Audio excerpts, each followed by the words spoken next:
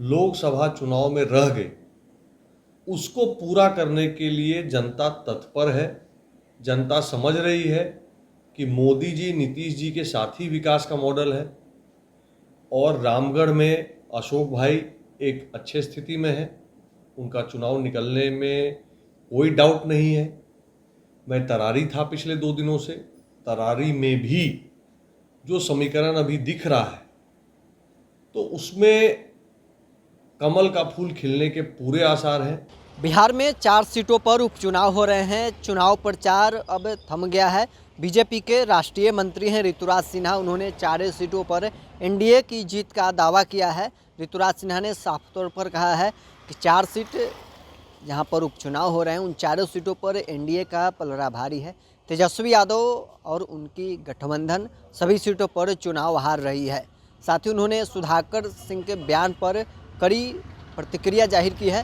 क्या कुछ कहना है बीजेपी के राष्ट्रीय मंत्री ऋतुराज सिन्हा का, सुनवाते हैं आपको इस वीडियो में।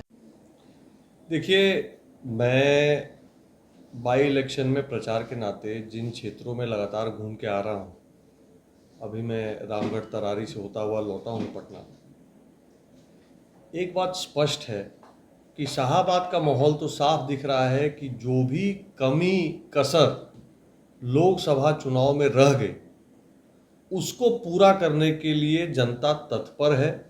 जनता समझ रही है कि मोदी जी नीतीश जी के साथ ही विकास का मॉडल है और रामगढ़ में अशोक भाई एक अच्छे स्थिति में है, उनका चुनाव निकलने में कोई डाउट नहीं है। मैं तरारी था पिछले 2 दिनों से, तरारी में भी जो समीकरण अभी दिख रहा है तो उसमें कमल का फूल खिलने के पूरे आसार हैं और जब रिजल्ट आएगा तो तेजस्वी जी को जोर का झटका धीरे से लगेगा। सुधाकर सिंह ने 300 बूथों पर लाठी लेकर अपने कार्यकर्ताओं को तैनात रहने की बात कही है।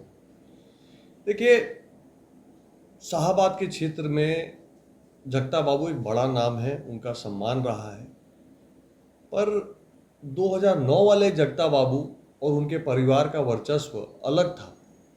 वो समाजवादी नेता जगता बाबू जिन्होंने अपने पुत्र का टिकट एक समय पे काट दिया था, और आज ये परिस्थिति है कि वही जगता बाबू का परिवार, एक आदमी सांसद बन गया, दूसरे बेटे को एमएलसी बनाने के लिए उन्होंने हद भर प्रयास किया, अभी तीसरा बेटा को जो है वो एमएलए बनाने के लिए रामगढ़ से उतारे हुए हैं। तो जब समाजवाद को जातिवाद में तब्दील करके उसके अंदर आप परिवारवाद का नंगा नाच करिएगा तो जनता बेवकूफ नहीं है। जनता को सब दिखता है और जनता पूरी तरह से राजद को इस चुनाव में नकारने वाली है। लालू यादव ने कहा कि नरेंद्र मोदी नाम का कुछ हो नहीं है, क्या लालू यादव के इस बयान का फर्क पड़ेगा? देखिए, लालू जी वरिष्ठ हैं, लालू जी पे कोई टीका टिप्पणी करना उचित नहीं है, लेकिन मेरा ये मानना है कि आज की राजनीति को जो भी देख रहा है, समझ रहा है, थोड़ा बहुत भी राजनीति में रुचि रखता है, उसको इतना तो समझ में आता है कि देश की राजनीति का केंद्र बिंदु अगर एक नाम कोई है तो वो है नरेंद्र मोदी। तो आंख बंद कर लेने से सच्चाई गायब नहीं होती। तो ठीक है, चुनाव का माहौल है, कुछ ना कुछ बोलना है, कुछ ना कुछ बोलेंगे ही, सभी लोग बोल रहे हैं, लेकिन ये चुनाव मोदी जी और नीतीश जी की साझा सरकार और उनके किए हुए विकास कार्यों पे हो रहा है और इसका रिजल्ट साफ कर देगा कि जनता पूरी तरह से एनडीए के पक्ष में है। हिना साहब और ओसामा साहब के आने से कितना प्रभाव पड़ेगा? देखिए, अब ये कोई प्रभाव वह नहीं पड़ने वाला है। योगी जी ने बहुत स्पष्ट लाइन दे दी है। योगी जी ने बहुत स्पष्ट लाइन दे दी है और मोदी जी ने भी स्पष्ट कह दिया है कि एक है तो नेक है। जब हिंदू समाज एकत्र होकर सबका साथ सबका विकास एजेंडा लेके आगे बढ़ेगा तो कोई दूसरे आए माइनॉरिटी अपीजमेंट की राजनीति, उसका दिन अब लद चुका है। नीतीश कुमार तो कह रहे हैं कि भाई हम मुस्लिम्स के लिए बहुत काम किए हैं। नीतीश कुमार के राज में एजेंडा चलेगा, कटोगे तो बटोगे, एक है नेक है। देखिए, मेरा बहुत सीधा सा कहना है, सरकार का काम है हर एक सामाजिक वर्ग के लिए, हर एक क्षेत्र के लिए बिना भेदभाव के काम करना। नीतीश जी क्या, नरेंद्र मोदी जी की सरकार ने भी इसको करके दिखाया है। 3 तलाक हटाने का दम किसी सरकार में नहीं था।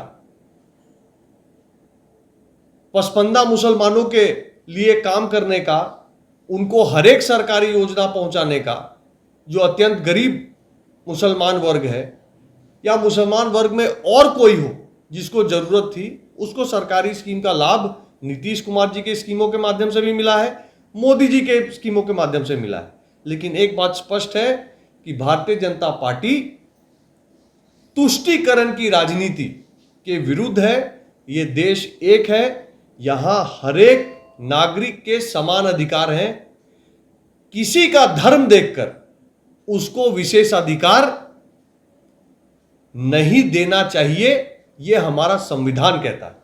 लेकिन तेजस्वी यादव कह रहे हैं कि ये लोग सिर्फ हिंदू मुस्लिम कर रहे हैं, रोजगार और पढ़ाई लिखाई की बात नहीं करते हैं। तेजस्वी जी पहले स्पष्ट समझ लें कि वो जिस इंडी अलायंस के साथ खड़े हैं, वो इंडी अलायंस कह रही है कि हम मुसलमानों को रिजर्वेशन देंगे, एससी और ओबीसी का रिजर्वेशन काट के। ये मैं नहीं कर रहा हूं, ये इंडी अलायंस के घटक दल कांग्रेस कह रहा है।